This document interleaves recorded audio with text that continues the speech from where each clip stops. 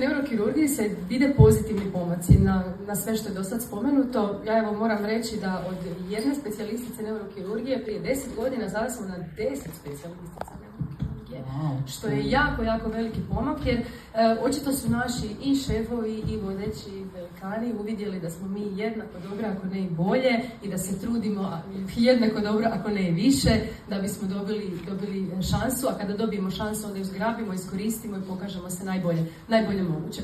Jako sam i ponosna i sretna što imam tako dobrih 10 kolegica, što specijalistica, što specijalizantica koje su pred ispitom, koji grade neku bolju sliku hrvatske neurokirurgije, ali ne samo hrvatske neurokirurgije, nego generalno kirurških struka u medicini.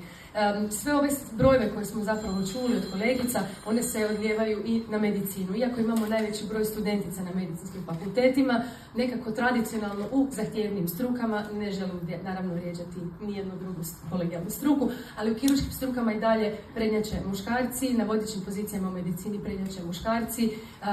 Ja moram priznati da trenutno nisam sigurna da postoji od većih kliničkih bolnica i kliničkih bolničkih centara i jedna, evo, ravnateljica. Ispravite me ako griješim, ali ako i postoji, to je možda jedna ili dvije. Znam sigurno da šefica neurokirurgije nema, to sigurno znam. A za šefica kirurgije znam da ima nekoliko, međutim, ono što se pozitivno događa u posljednjem desetljeću je da zaista što na malo, što na veća vrata žene polako, ali sigurno ulaze u kompleksnije struke, u kirurške struke i pokazuju da su ne jednako dobre, nego i bolje sposobne.